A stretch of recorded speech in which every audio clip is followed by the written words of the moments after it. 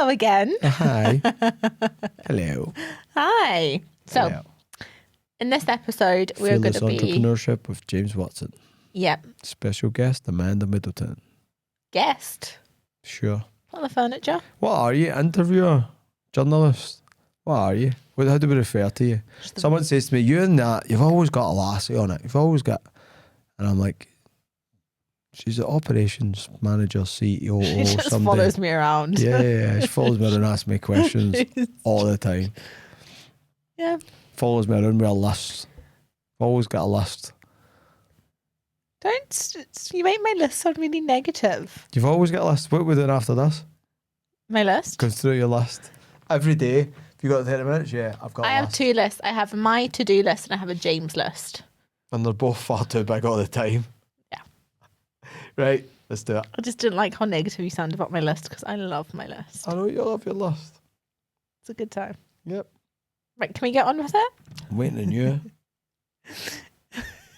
So today, in this episode, we're going to be doing a second part, a follow-up to, I think it was episode 6, 5 or 6, don't quote me. How many have we done? Someone asked me the other day, and I'm like, I don't know. 8 are online. We filmed 9, this is 10. Okay, good. So today we're going to be talking about Dark Side of Entrepreneurship, which is the second part. We have our first part up already. As I said, maybe episode 6, potentially 5. And this is just something, it's just like a passion subject for you. Yep. I think entrepreneurship is seen normally online as this really shiny, exciting, all the glitz and the glam and the fast cars and the nice watches and the mansions and... Travelling the world wearing Pateks. Yeah, in a private jet, and they never seem to work. Ever. I've never seen an entrepreneur doing work. But I know, you wonder how some of them even have money. Yeah. Right? Where did this come from? I was thinking about a guy today that'll not mention that. I'm like, I wonder how he even makes money. I got to research it. But I think this feeds right into this point. I think entrepreneurs nowadays almost are like influencers. Yep. Like there is some online like your Alex Mosey or whatever. They are always selling something. Their content is for a specific reason. Yep. Their content is, yes, they give content to educate, but there is also We're not another selling reason. anything yet. Yeah, there is another reason to the content. But there is some influencers who are online, and I would say they are entrepreneur influencers who are online, and it's just the lifestyle that you see. Like you said, you don't really know what they actually do. They just look like they have a great time. That is the tendency of what people think about nowadays, especially when you think of entrepreneurship, and that's not the case. I think a very apt place to start, having said all of that, is I think a lot of people believe in the myth of an overnight success in business and believe in an overnight success in entrepreneurship. Nowadays you might see someone who might go viral on TikTok or on Facebook or not Facebook, but Instagram or whatever. And I think people think, that's an overnight success. Mm-hmm. Or someone whose product went on like Dragon's Den and that's an overnight success. But you don't see... if it's someone on TikTok, you don't see the 10,000 videos that they made before that one blew up. Yep. Or whatever. So what do you think of overnight successes, first of all, and that whole concept of it? Funnily enough, I was watching a thing yesterday with Jeff Bezos getting slagged off in a TV show because Amazon was worth billions, but was running at a loss. Right. And he was years into it. And Jeff Bezos says this thing to me. He's like, we're investing in the future. So yeah, we run at loss. We're quite famously the big company that makes no money. And so, now he's one of the richest guys on the planet, right? So I think the bigger you want to be, the less that overnight success is going to come to you. There's no such thing as overnight success. Harold Snowks, is that who owns Starbucks? Howard? Yeah. So the guy that owns Starbucks never made any money for 17 years. Starbucks is one of the biggest success stories in the world, right? And 17 years they never made any money from. So I don't think there's any such thing as overnight success. No. I think you just need to unless you're the Huck tour girl. Even that though. Have you seen her? Yeah. She's worth a wee bit. I met her a couple of weeks, but Yeah, fair. I wouldn't call it success, but she's made some dough. Fair, but yeah. But I think if you're on any form of platform, if you've got Facebook or whatever, you see all these things that come up. I mean, I see it every kind of couple of weeks or months, and it's like normally carousel images of like the KFC Colonel Sanders, whatever, didn't come up with his recipe or whatever it was until he was this age. J.K. Rowling went through this many book publishers before she was finally accepted by this one, and Oprah was this age when she finally got a job at a network and all this sort of stuff. So you see someone has their big break, but you don't see everything that was pre that big break. And I think that's where that misconception comes from it. Do you ever feel like people think that about you? Do you ever think people look at you and think that was like overnight success? Hopefully not. Anybody who knows me knows it's not. People actually slag me for how hard I work. Mm-hmm. I mean, my wife slags me for how hard I work, to be quite fair. My kids used to slag me. My brothers would slag me. Slag me, just if you're not Glaswegian and you're watching this, just means make fun of. Taking the mickey, make fun of, and people used to call me names for working so hard. And so anybody who knows me knows it's not. I suppose sometimes if you look for the outside in and see, I don't know, a watch, a car, or maybe some success, maybe somebody might think that you're lucky. But for anybody watching, they know it's not luck. I seen this, sorry, we're going to talk a lot of that online stuff here. I can't remember who I was listening to speak. It was another podcast I was watching, and it says everybody's jealous of what you've got, but nobody's jealous of how you got it. Yeah. Everyone wants what you have, but not willing to do what you did. Yeah, everybody wants a life, but most people aren't willing to live it. Mm. There's loads of wee quotes like that, right? Where it's just like, you know, not Steve Jobs says that you have to be, only crazy people are successful entrepreneurs, because only crazy people would put up with the crap that comes with being successful. It looks lovely, but the crap you have to go through, and the more success you want, the more crap you're going to have to go through, and the more delayed the success is going to be. 17 years to build Starbucks before they made money. Amazon, one of the biggest, most expensive and most valuable companies on the planet. Everybody uses it. Like, so the bigger you want to be, the more that success is going to be delayed for, right? You take any sports player who's successful, and it looks like, you know, you got drafted into a basketball team and you just came for this overnight success. But what you don't see is that kid training every single day for 17 years up until that point. You don't see the obsession. You don't see you don't see somebody got to school, leaving, playing basketball for 5 hours a night, going to sleep, waking up 3 hours early, going and playing basketball, going to school. You don't see that. Yeah. And it's nice to see. And you know, a lot of people look at sports stars and just think it's talent and just think it's that. But, you know, all of a sudden a 17-year-old kid called Messi's just come onto the scene. But, you know, seeing that 17-year-old kid dedicate every spare minute he had for the past, I don't know, let's just call it 16 years. If he was 1 year old, like just putting in. I'm sure at 1 year old he wasn't out kicking a ball about practice. And that's me being a little bit extreme and I'm exaggerating, as I do, right? But there's no such thing as overnight. I wish there was. So how important is it to talk about then, as an entrepreneur, to talk about that, the struggles and the time that it takes to actually do it? And why do you think people don't do it online?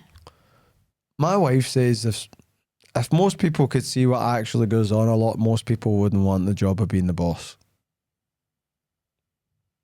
She thinks I'm psychotic. She looks at me and goes, I don't know how you function sometimes. I don't know how you deal with it. She just doesn't. She doesn't get it, which is fine. I'm not saying only me. I do put up with a lot of crap, but she's like, if people really knew the dark side and what went on and the stress and the sleepless nights and pretending not to be stressed when you are, the money, and again, the bigger, the more that you're going to feel all this weight, right? We run a... We've been building a digital media business for years, and you know, there's plenty of times where we, you know, I'm fortunate. I've got a business where I can fund it, and I've got money I can put in it. But if you were just to run that on its own, and loads of times I've just tried to take away my money and get it to go on its own, but then you're stressed if you're going to be able to pay people that day. Like, and that happens in every business. Like the amount of stories I see about, you know, you see these guys do TED Talks sometimes and talk about having $2 in the bank. Yeah. When they had 80 grand in salaries to pay that day, and they got $2, and then an invoice came in or a client signed a contract, and how, because they're talking about how it gets to like you're done the next morning. Yeah. Do you know what I mean? And how far? I watched Richard Branson talk about when he bought Virgin. He sold Virgin Records, took all the money, put in a Virgin Atlantic, and started an airline. And somebody says to him when he was interviewing him, how bad did it get? And he's like, the bank manager came to my door one night and told me we were done. We had no money. That was us out of business. And he says to Richard, what did you do? He's like, change banks for before Monday. So I bought some more time. And he's like, you have a plan for being poor? And he's like, yeah, of course, we're going to go stay in India. Richard Branson did it up. He had a plan for losing everything. So I think there is a really dark, stressful side that nobody sees, because if you watch somebody grow a business, you'll see what they want you to see. They're not going to go portray the stress onto the people working in the business. If you're part of a company that's growing, you're always going to see positivity and growth. You've got to see that leadership part, because that stress is the stress that the person or the entrepreneur's stress to deal with. So you can't pass that stress on to people. So I think that's also why a lot of the time people believe that being in charge and being an entrepreneur is sexy, because they never see the unsexy stuff, but they can't see the unsexy stuff because the person running the company is not going to show the people working the company. Imagine me telling everybody I was nervous about whether they can get paid on Friday or not. Imagine that. People also wouldn't care. They'd be like, well, I just want my money. I don't care about how you feel. But legally speaking, you cannot pay people money and shut a company down as well if you generally have no money. It puts the fear into people. How am I going to save the company and do it if everybody's sitting fearful and thinks it's unstable? So people don't know these wee things that happen behind closed doors because they can't. So, but it also paints this illusion, because the person that runs the place always looks like they're happy, always looks like they probably don't do that much and doesn't look that stressed out. So there's this illusion of it being nice, but it's what I will say, and anybody who's successful in any business and the world will tell you it's worth it. Definitely worth it when it pays off, but I don't think a lot of people. We spoke about 2 minutes ago about somebody following me about with a camera. I want somebody to follow me about with a camera to show all the cool stuff. I'm not going to like jump in a Lambo, go on a holiday to Dubai first class. I'm not doing that. I want somebody to see me go through pain. I want somebody to see me waking up at 5 a.m. feeling like I've been hit by a bus, wondering whether it's Tuesday or Friday. I want that. I want people to see me on a bad day. I want people to see bad things happen and see how I respond. I think that's better training. But I think a lot of people go into entrepreneurship with this illusion that, I don't think they're under the illusion that it's going to be hard, but they're under this illusion that it's all going to be like unicorns and rainbows. I think the happy times and the not stressful times are very few and far between. Most of the time you run about with your stress bucket filled, you're anxious about stuff, you're fearful about stuff, you're working yourself into the ground. And there'll be times where stuff's just good, right? But if you're in growth mode, you're always going to create a scenario where you're stressed out. Yeah. Do you know what I mean? Like if you're a growth, if you're somebody who goes into maintenance mode and gets a business to, let's say, I don't know, 100 grand a year in profit and you're happy there and you can maintain it, you're not going to run a bit in stress mode. So it also depends on the level of entrepreneur, but somebody who's a proper entrepreneur who wants to continuously grow their business is always going to walk about some level of stress and anxiety and fear. And it's not that they don't feel it, it's just they've really got good coping mechanisms and how to deal with it. So every time I get comfortable, I want to do more. I think that's part of being an entrepreneur though, isn't it? Wanting to always achieve more and go to the next level. And so online there's this image, and there's this like image that entrepreneurs portray of this picture perfect life, like we're saying, the jets and the houses and the cars and the holidays. And when you're in that, I think there is sometimes also a pressure of making it all look perfect, but also a pressure of perfection. How do you deal with that pressure of perfection, and B,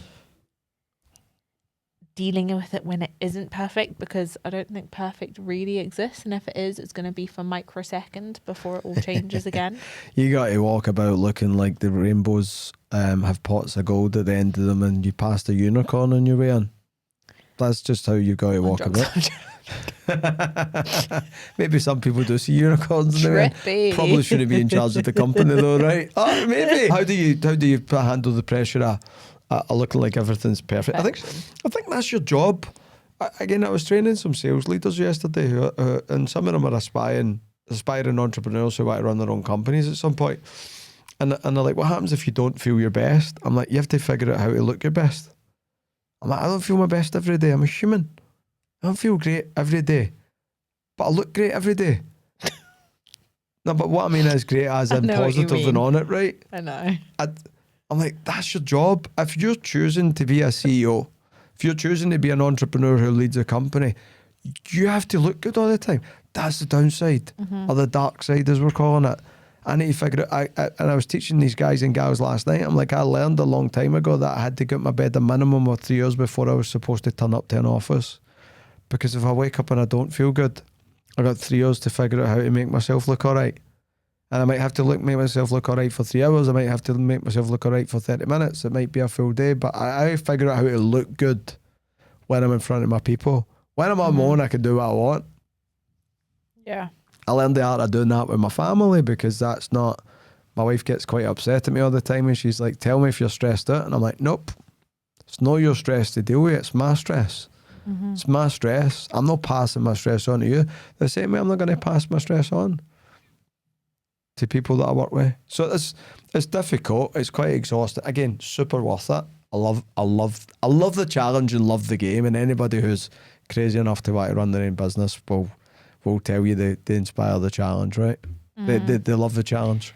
But I think anyone that wants to run their own business is going to have an aspect of a perfectionist within them and aiming for perfectionism.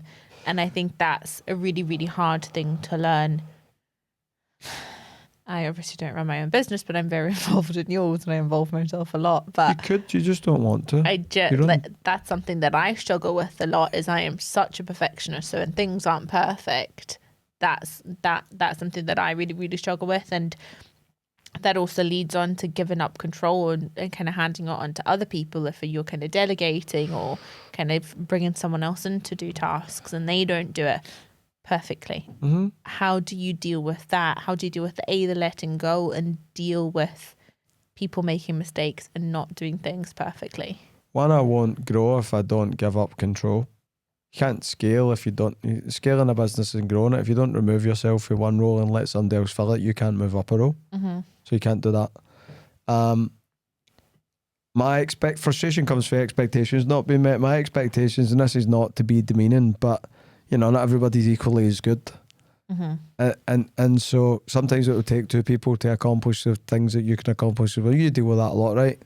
We were like, yeah, but it's so easy. And I'm like, yeah, but to you it's so easy. And I used to deal with the same problem. And now I've realised that maybe if I'm going to come away from my role, instead of trying to find a person that can do my role, what if I find two people that can do 50% of the role? That just is reality. And if, to be fair, if you're the person who's an entrepreneur, and I'm just going to say you could be an entrepreneur, you just don't want to. You could easily. You could. But the people who work for the entrepreneur, you can't compare them to that, because the entrepreneur's a perfectionist, is a high achiever. I'm not saying people aren't high achievers, but the people evidently want to come in and not do that. So you can't compare them to you. You're super ambitious. You want to make a lot of money, right? You've got a goal before you're 30 to hit, which we'll hit, and it's next year. Getting old. Yay, we get there 30 for you. Even though you're not an entrepreneur, you have an entrepreneurial mindset, even though you work with me and you're employed, you're not an employee. You don't look at that. So you're comparing yourself. So sorry, perfectionists have an entrepreneurial nature, whether they're an entrepreneur or not, and somebody you're a high achiever in growth mode, right? And this is not me blowing smoke. And the reason you get frustrated at people is because you compare them to you, but you can't compare, because someone who comes in who's not a high achiever and not an entrepreneur who just comes into work is never going to do things to the level you can do at it, because they're not as ambitious as you are. Therefore, the effort's going to be different, and therefore the result's going to be different. One thing I would say in the back of that is it doesn't mean I'm not going to lead and manage and train the people to get the best out of them all the time, right? But I'm not going to get frustrated at. That's like me expecting my 4-year-old to run as fast as me. I can't compare. She's 4. Even my 14-year-old won't beat me in a race still. And I'm 45 and she won't beat me in a race yet. She has longer legs than you. Still won't beat me in a race. Her 1 step equals my 3. Still can't beat me in a race, right? But she's still 14. Yeah. She's like 18, 20, could probably whip me. Do you know what I mean? Like there's things I used to beat my boy out when he was a young boy, and now I can't, because he's just, can catch up. But so my expectations of my kids can't be the expectations of what I do, because they're kids and I'm an adult.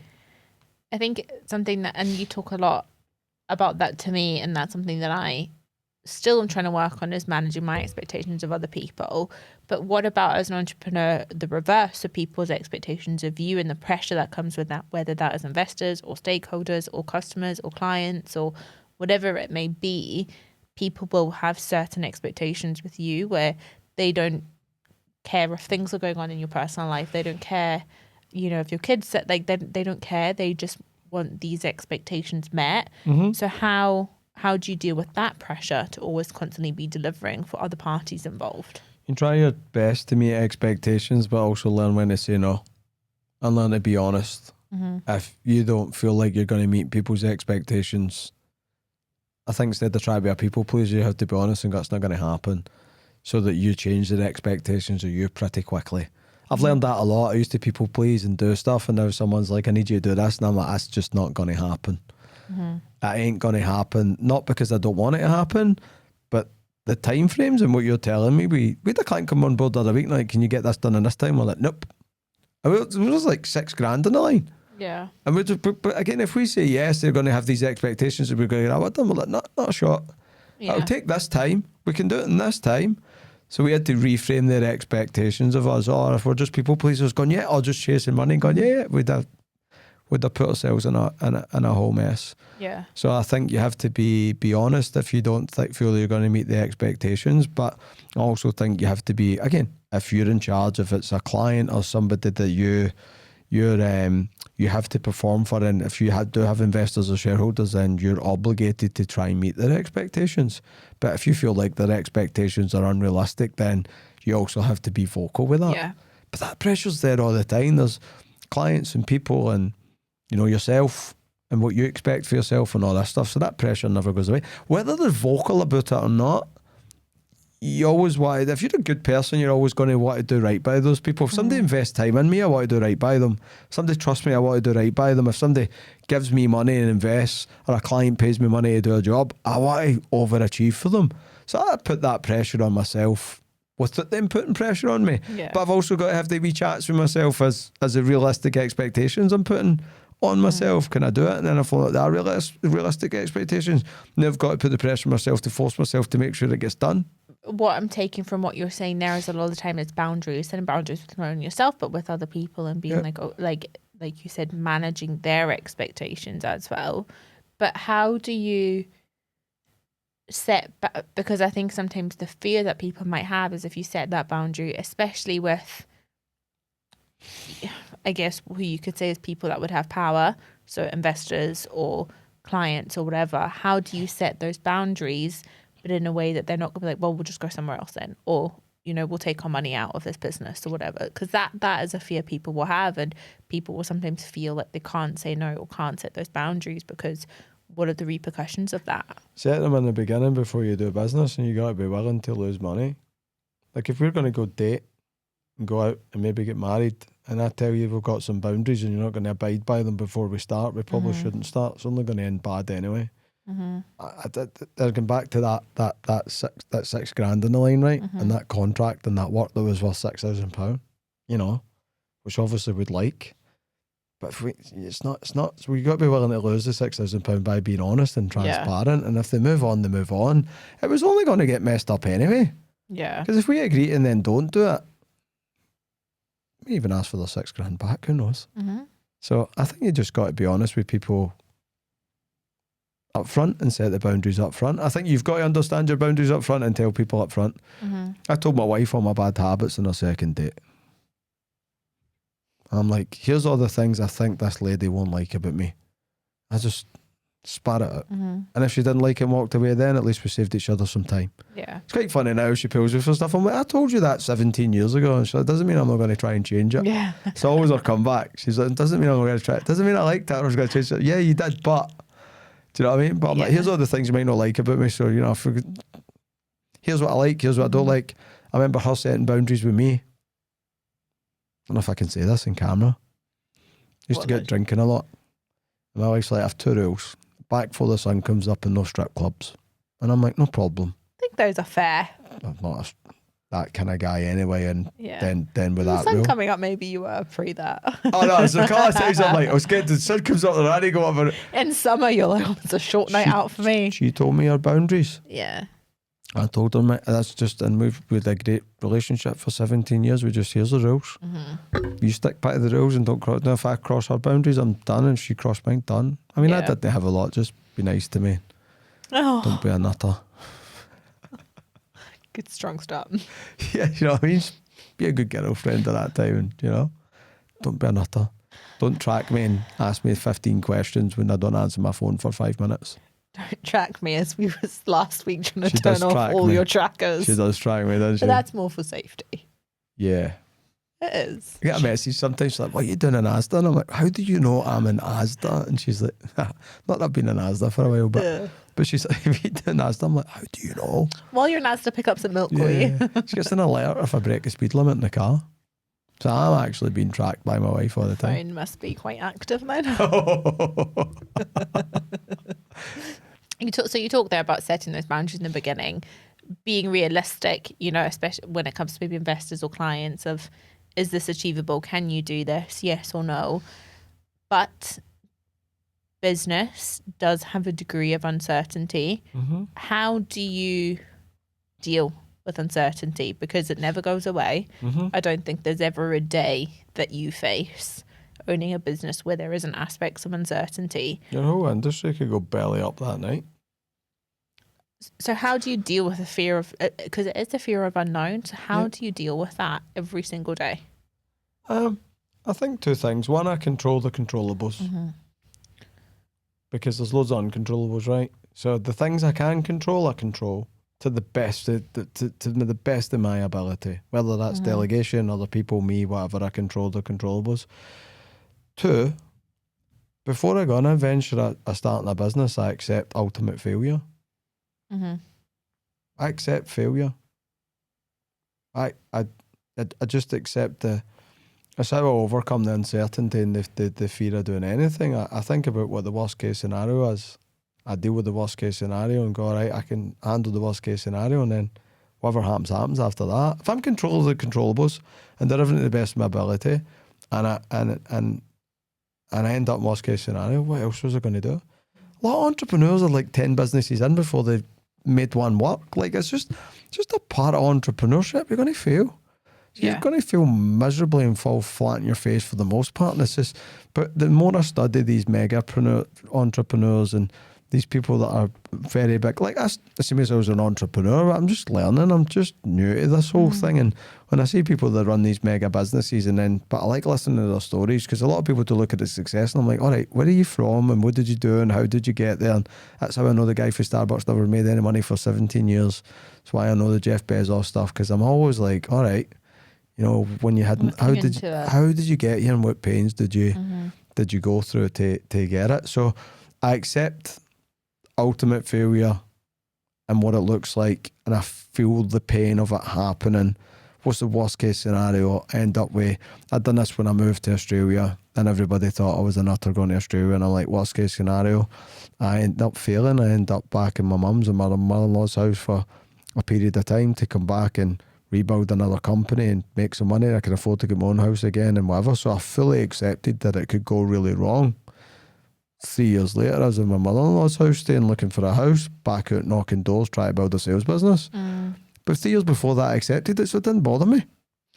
Yeah. I also think, though, that is a very different circumstance, because we didn't actually talk about this when we talked about your journey last time.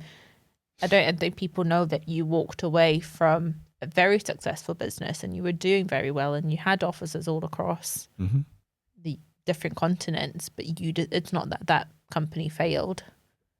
No, I just made some decisions. You decided that wasn't for you anymore. I put my personal life above my professional life, and I wanted to do that. I knew I was going to take a hit going there, and then when I went, my wife couldn't settle, and I knew I had to come back and start again. We're actually going to stay for citizenship, and I'm like, if I'm going to start from scratch again, I ain't getting younger, so let's just go back just now, because we were going to stay for another couple of years. And but again, I accepted that the worst thing that could happen when we went there was we didn't stay there for whatever reason, and we ended up back home again. It bothered me because I didn't want it to happen, but it didn't really kill me, because I accepted it before I went. I accepted that by the downside. That's the risk. And I took the risk and it didn't pay off. Whatever. It was a great experience. I move on. I learned some stuff. So what do you say then to those people? Because sometimes you go online and you see the super excitable, like juicy people. Here's how you make 10 grand a month. Yeah, but the people like you have to go like all in, like Yep, you do. you know you have to be so there's no choice but to make it work, and there's no other options in life, and you have to make this business work. And but from what you're saying is can you deal with that like there was an exit plan or there was a failure plan? So how do those two things work in tandem? Well, I think if you go in with just the expectations that it's all going to be positive, when it doesn't go your way, I mean, how many people have you met in life that say, I used to run a business or I tried running a business? I think they get into that with the wrong expectations. So yeah, I think a lot of the people online, maybe because they just do, and you need both. From my eyes, you need both. Like that raw enthusiasm and obsession and the all in is your only chance of success. But if you want the hit to be less at the end, like accept the worst case, just accept that you can fail. Accept if you're going to invest 100 grand in something that you could end up losing 100 grand, you could end up owing money. Amount of people that went, I was watching Batista, who is a famous actor now who used to be a WW. You know who Batista is? Do you? Yeah, he's in some movies. And Not that I've seen his movies, but he's I've in lots, heard but of he used to be a WWE wrestler, right? And I watched him getting interviewed, and somebody said to me, have you ever been broke? He's like, after WWF, I failed miserably and I lost all my money and I went bankrupt. What's the difference between WWE and WWF? WWF was the World Wrestling Federation that I think got sued or had to change their name because of the World Wildlife Federation. WWF, So it's the the same charity. as WWE. Yeah, and then it became the WWE, which is for entertainment rather than federation. So I had to change it because of a conflict of names. I'm quite sure that's what happened a long time ago. So same company, they just had to change their name. Okay, back Don't to know if they got sued or just a letter saying you have to change it. back to Batista failing. Yeah. Anyway, but Batista's like, yeah, I was bankrupt. After that, I'd spent all my money.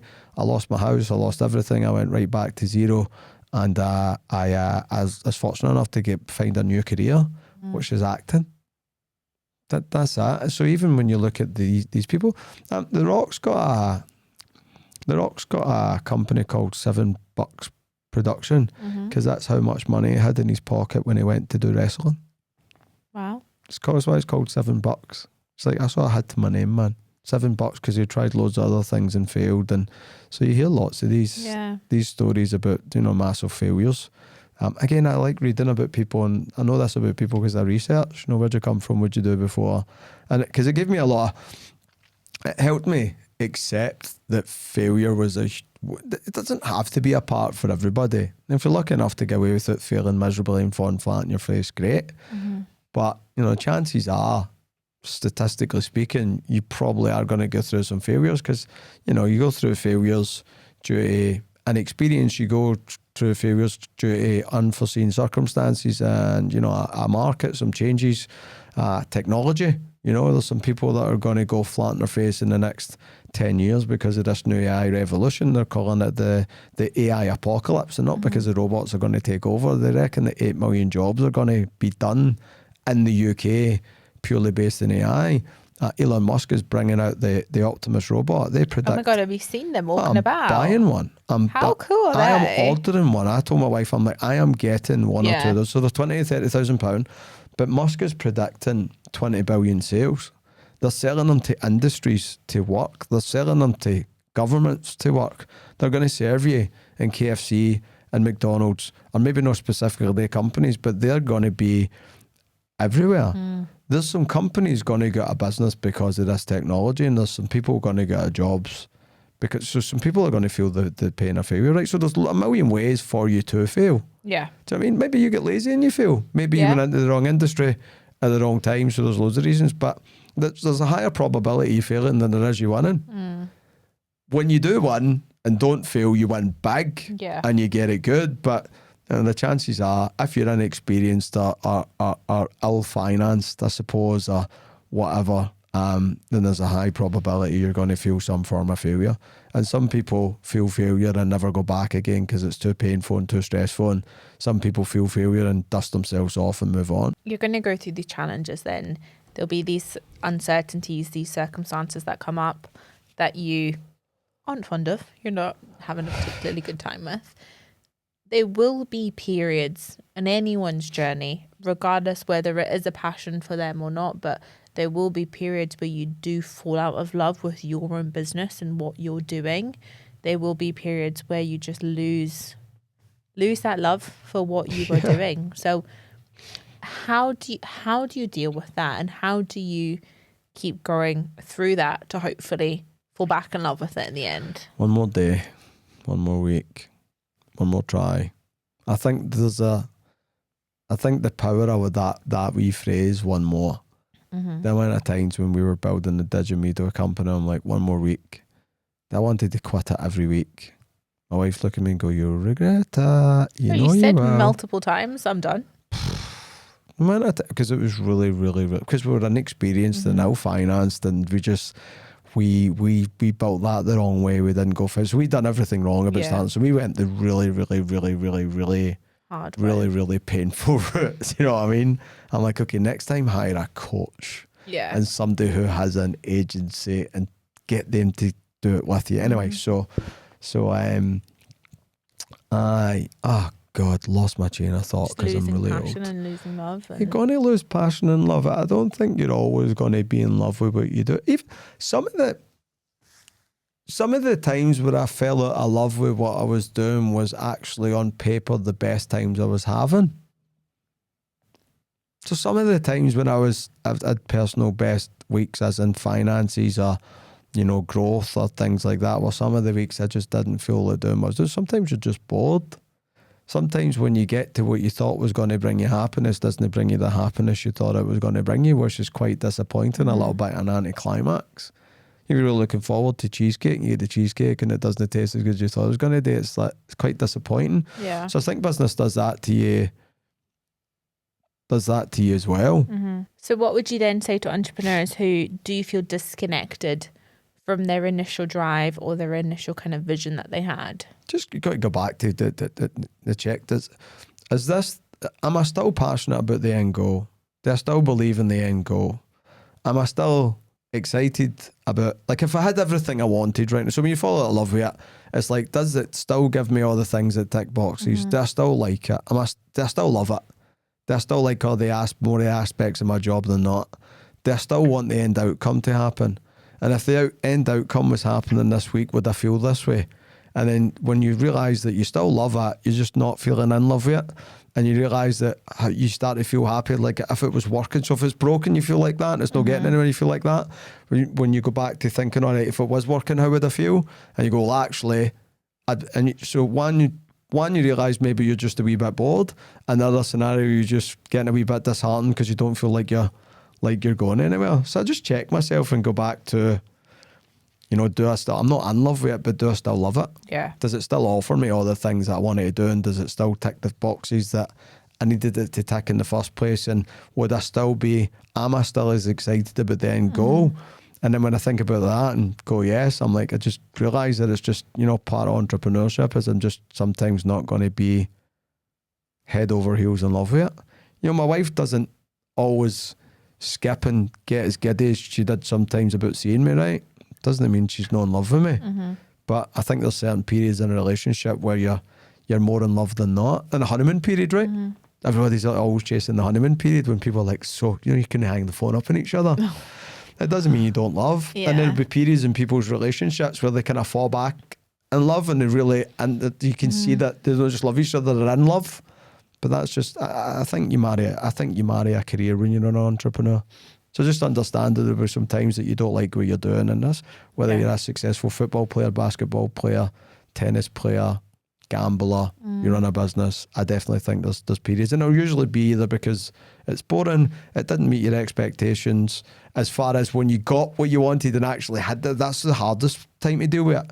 The hardest time to deal with it is when, I remember not wanting to come to work one week, and I'd made the most amount of money I'd ever made my whole entire life, and I didn't want to go to work. I just didn't feel like doing it. And that's weird to deal with, because you're like, but it's everything I wanted it to be. Nothing. My wife would say to me, what's wrong? I'm like, nothing. Nothing. You're used to chaos, that's why. This is good, that's good, this good, this is good, this is good. But I just don't know what's wrong. It's weirder when there's when things are good when you don't like it. But that's just what happens. That's a really good place to finish this up and end this up, where you're saying, you know, revisiting why you wanted to do all of this in the first place. Is, you know, we've talked about the dark side of entrepreneurship and all these negatives about it, and yeah, they can be, it is hard. I don't think that's what we're trying to say is, yes, it is really hard, but it is also really worth it. And as long as what you want out of it is big enough, and it's a big enough why, and it's a big enough motivator, all of that is manageable. Of course. Can I just say something I was thinking about this morning? Of course you can. You're going to feel stress anyway. Because sometimes I question why I'm doing stuff. I'm like, I had a lot in my brain this morning coming back from Birmingham. And there's wee moments where there's a wee voice in my head going, what are you doing, mate? Just get an easier life. And I'm like, what's an easier life? And then I'm thinking about any jobs which I would deem as an easier life. I'm like, you're going to stress anyway. Yeah. You're going to get bored anyway. You're going to get frustrated with yourself and other people. No matter what you do, unemployed, employed, supermarket, retail store, I don't care what you do. Good job. Every job's going to bring a level of stress. Yeah. Even being unemployed in the house is going to bring stress. So for me, entrepreneur is worth it because I'm still going to feel stress, anxiety. I'm still going to have to get up and function for a day. But the rewards are so worth it. The rewards are just much bigger. So if I'm going to put up with this crap and I'm going to put up with this stuff, I want it to be worth it at the end. But I will say, all this stress and suffering, and any entrepreneur who's managed to get through all that stuff will tell you it's definitely worth it. Because when I was talking to this group of young entrepreneurs this morning, I'm like, you started your entrepreneurial journey because you've seen it providing you with a life that other things couldn't. And I'm like, yep. And I'm like, you got to get obsessed with that. Because if you don't get obsessed with that, you won't be successful. Like you never, if you wanted an easy life, you'd have went and worked in McDonald's or an easier life, right? Like that's, and I suppose my mate, we've said this before, mate always says never lose a dream, right? So I think everybody who goes on an entrepreneurial journey goes on because they see something excites them. So I think it's, instead of having to go back to it all the time, just make sure you're constantly reminding yourself of the reason why you started this in the first place, and you've got to do that. Yeah. More so when things are bad. Thank you. I think that's very welcome. That's lots of wisdom for you. So thank you for your time. No and problem. we'll see you all next week.